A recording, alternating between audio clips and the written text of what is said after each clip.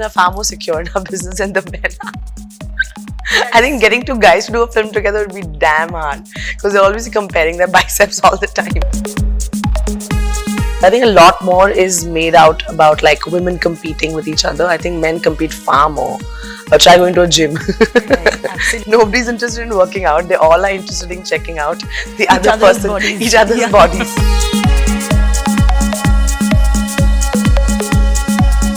Is there anyone that you stalk on social media? Many people. Many people. Because I find them so funny.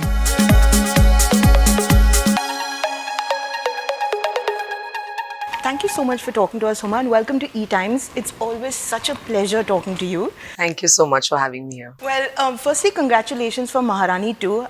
It's looking really, really good. I remember talking to you during the first season, and you know, now with the second season out, what is the kind of reactions that you've been getting? And it's such an author-backed, powerful role. Right. Well, it's been special, and I think just the compliments haven't stopped since the messages haven't stopped since the show dropped, and it's nice to be part of like season 2 of a hugely loved and a hugely successful series. And I think I can't take full credit for it, although I know the show is called Maharani, but I think Subhash sir is like sort of the brainchild behind this entire endeavor. He's our showrunner, but honestly, he really is quite the soul of Rani Bharti, you know, of Maharani. And of course, our wonderful directors, you know, Rabindra Gautam in this one, and Karan in season 1, or Uma ji and Nandan, you know, our writers for this as well, Dimple, Narain. So I feel it's such a collaborative team effort. So whenever I receive these long messages, you know, either text or WhatsApp or Twitter or Instagram, I mean, we just keep forwarding it to each other, because I don't think I can claim the entire credit for Maharani. I think it's really a collaborative team effort. Absolutely, but you know, you are one of those very few leading female actresses who actually has an entire series after you, named after you as well. I mean, my name is not really Maharani. No, in the sense that it's all about Maharani, yes, which is you. But yes, it must be a really good feeling. It is, I think. You know, I mean, I first did many years ago, I think my first OTT, which was Leila, and I think, you know, I mean, I was the first woman to sort of really headline a show then, and I remember people telling me, don't do it, you know, people will think you don't have a film job, and you know, is it really like, it's not cool or whatever. But I think no, it was cool, because I used to watch a lot of like international content, and I'm like, I think this trend is going to come to India as well. And I really enjoyed the writing. I thought it was so different from what we were used to doing in film. And I'm just happy today that there's so many other female colleagues of mine also leading shows, and you know, it sort of in a way started that trend. And of course, I followed up with an even more successful Maharani. So I think it's been it's special. It's nice. I have to admit, it's tougher than doing a film, because the film is what, 2 hours or whatever. This is almost 10 hours of content that one is creating. So the high is completely different. Absolutely. The effort is, it's like playing T20 versus a test match. So this is a test match. Right, absolutely. And you know, what's interesting is that this year has been very difficult for films. You know, we've seen South films working versus, you know, Hindi films not doing as well.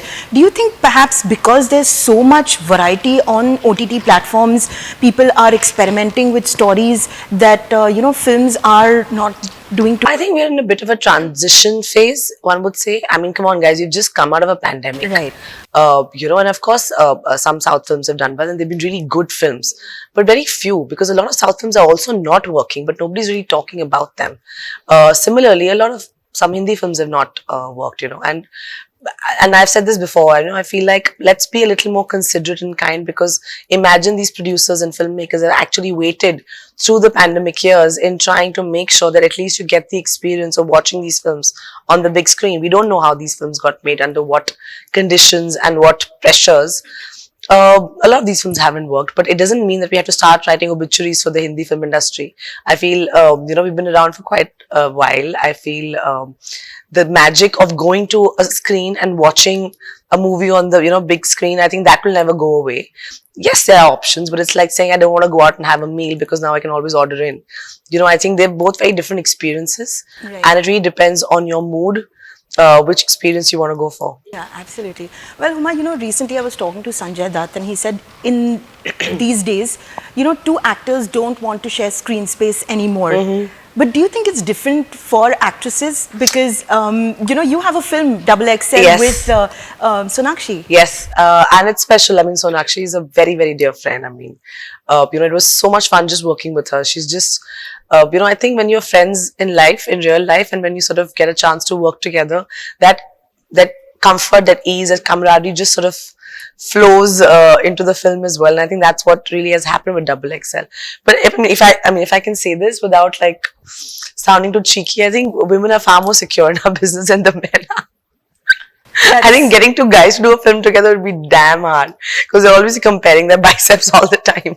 I think women, we just have a bad rep, but I think I enjoy working with other girls. I think it's great fun. So do you think all these stories of cat fights and all of that is all just rumors? I mean, it's not rumors. I mean, people fight, but I think cat fight is such a misogynist way of putting it. Men also fight. You don't call them dog fights, do you? Or do you? I don't know.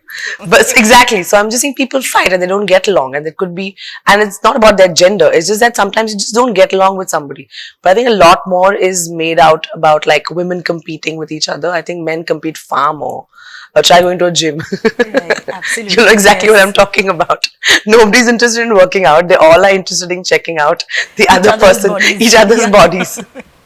Yeah, but talking about your film Double XL, you know, there's so much buzz around it. Everyone's been talking about it. Tell us more about it and what really intrigued you to pick up a role like that, because body shaming is such a big deal in the industry. Yes, Double XL is a film I'm extremely proud of, and it's going to come out soon. We'll announce a release date. I think it's a film that should have been made a long time ago. It's a film that's very like, I think every girl and every guy, it's so you know, will relate to it, because I think we all go through some form of, you know, body discomfort, or we've been made to feel that we are not good enough or thin enough or whatever enough, you know, by society standards. And I feel there's this, it just talks about that in a very real way. So actually, it is a film about like body positivity, but I think more than that, it's a film about dreams. It's about realizing your potential. It's about following your path and your passion, and about female friendship, and about friendship in general, and about guys and girls, you know, wanting a world like that. So I think it's a very positive film. Thank God it's not preachy. It's fun, you know, because I don't think anybody wants to hear a preachy film about this. It's a fun film, and I think it talks about something that affects all of us. So it's a film very close to my heart. So recently we had a yesterday actress walk down the red carpet of an event, and her pictures went viral on social media, and there were trolls calling her A Moti and Chal Moti and all those things. Right. How do you react to things like that, and you know, this whole troll and boycott culture which is going around in you know, on social media? I mean, trolling has always existed. Now people have another place to troll you. Earlier it was just like in real life. Now there's also the social media. You can troll people. Of course, it's not cool. It's not nice. It's not. I'm saying you can have an opinion about something, and you're free to have that opinion. But you can't demean another person just because you have, you know, some wise words to crack. But and also I feel like somewhere there is this sense in a lot of people where they enjoy a slander. They enjoy to somebody bringing another person down, and I feel like if somebody, I don't know who you're talking about, but maybe I missed it, I was traveling, but I feel like if somebody's walking or doing something with their life, you know, despite their age or weight or background or education or whatever it is, you know, I think they should be celebrated. I know so many people who make fun of other people who could be very vernacular. I was like, "Arey, isko to English nahi aati." मैं कहा, "तो क्या हो गया?" Just see what that person is doing, as opposed to, you know, some idea of what you think perfection is, and I think that's so important. But do you read your comment section at all? Does it? No. Not at all. I don't have the time of the day to read my comment section. That's a good thing. Yeah, I mean, I read comments of my friends and people I know. Once in a while I do like a fan activity where I invite people to talk, so generally your genuine fans come forward and they want to have a exchange. I interact a lot with my fans through my social media, but no, I don't like to fill my head with negativity. I think it's not needed. You know, it's very difficult to wake up every day and to do the work that we do. You don't need an additional baggage of feeling bad about yourself to be able to do that. Absolutely. Yeah. But all this comes with maturity, I mean, and experience. But back in the day, you know, when you had just started out, how did you handle, you know, the stress of people putting you down? By crying. Crying helps. Crying really helps. calling your mother and venting helps. Telling your brother about it helps. Journaling helped. I still do it. It's not that I'm become like superwoman and it doesn't affect me. Of course, somebody says something nasty about you, it affects you. It hurts you. Because you're like, I have not done anything bad to you or wrong to you, so why are you being like this about me? But I've figured out my own methods of trying, of not letting it affect me. So whether it could be just writing on a piece of paper and venting my heart out, saying, okay, this is what I feel, or it could be like talking to a friend or my mom or my brother, who I feel is more apt or available for the situation.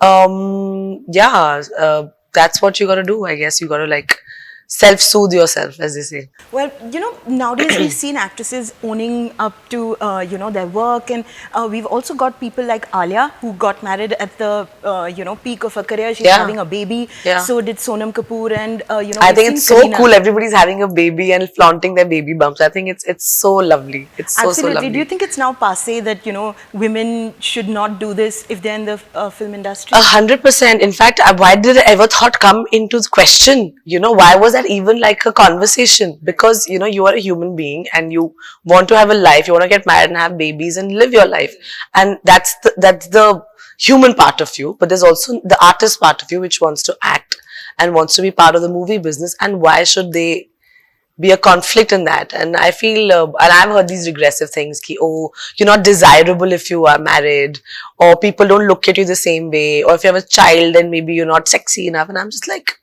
no, that's not true actually. There's some very attractive women I know who've had babies and, they're owning it. And I think it's so cool that all these girls are just living their lives the way they want to, unapologetically. And why should they be Yes. apologetic in the first place? I know. Look at Kareena Kapoor. She I think she's also amazing. I think got she's amazing. married, had 2 babies, and was back on the set. Exactly, and she's still working and she's still amazing at what she does, and we love her for it. Absolutely. Well, thank you so much for talking to us, Thank Huma. you. Always a pleasure talking to you. Always a pleasure. Thank you so much.